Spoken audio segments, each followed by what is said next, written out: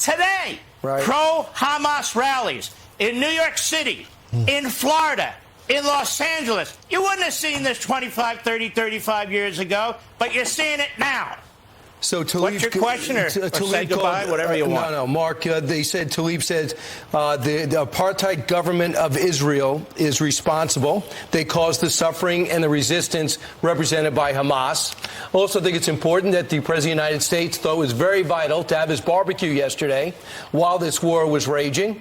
So his music was blasting from the White House. I think that was important. And Matt Gaetz says, what's the big deal? We don't have a speaker. We'll get one Wednesday, and we'll all be better off. But he thinks we're much better off when 8 people rise up against 210 and oust the only power base Republicans have in Washington. It is insane. Listen, you're singing to the choir over here. We better be prepared for war. China is preparing for war. They're plotting for war. You know, I'm sick of this. We're not the warmongers. We're not the imperialists. We're not the colonialists. You see what's going on in the Middle East? That can spread like that to the United States of America. And what are you going to do? Lefties and isolationists, you're going to blame the United States of America?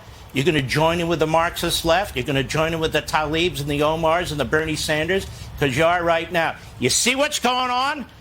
This was preventable in the Middle East. And the Israelis and Americans and British and others who they're slaughtering, kidnapping, and raping, decapitating, dragging through the streets like the Third Damn Reich.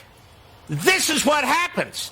Appeasement. Obama had a big theory that he was going to rearrange the Middle East. He was going to have the Iranians as a counterbalance to the Israelis.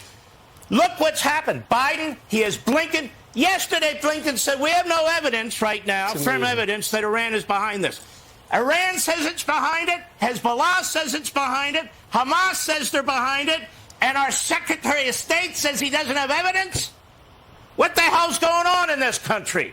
Yes, and to answer another point I'd like to raise real quickly, we should immediately put in the most crushing sanctions against Iran possible and enforce them and strangle them economically so the people of Iran, like they try, can rise up and overthrow that regime. And let me tell you something, whether we have reporters on the ground or not, there are not only going to be civilian casualties in Gaza, there's going to be a lot of them. And this is when the media will turn on the Israelis. You know what's interesting, America? Do a little history on World War II. Did we sit there and count German casualties? Do we sit there and count Japanese and Italian casualties? We had to wipe them off the face of the earth. Am I recommending that? I'm not recommending anything. Right. I'm just saying Israel is now in a war for its survival. This is World War II, the equivalent for Israel. They're going to have to do what they have to do to survive. You don't get to grab little children and slit their throats. No. You don't get to grab IDF soldiers and decapitate them. You don't get to grab women off the street, young women, shove them in your car, drive them over the border, and rape them and murder them. You don't get to do that. And I will tell you something, unlike any other people on the face of the earth, Jews have been through hell. And when you hear the Israeli government say, this is the worst day since the Holocaust. The worst day since the Holocaust. There's 7 million Jews in this country, in Israel. 7 million. We've had 7.6 million illegal aliens come across our border in 2.5 years under Biden. 2.5 years. This is a tiny country the size of... We keep hearing how dense Gaza is. Gaza was given to the Palestinians. That was your two-state solution. The land was captured by Israel from the Egyptians in the Six-Day War. They say, okay, here, let's try your two-state solution. Up to today, Joe Biden believes in a two-state solution. I have a question for the whole world. And what exactly will that other state look like?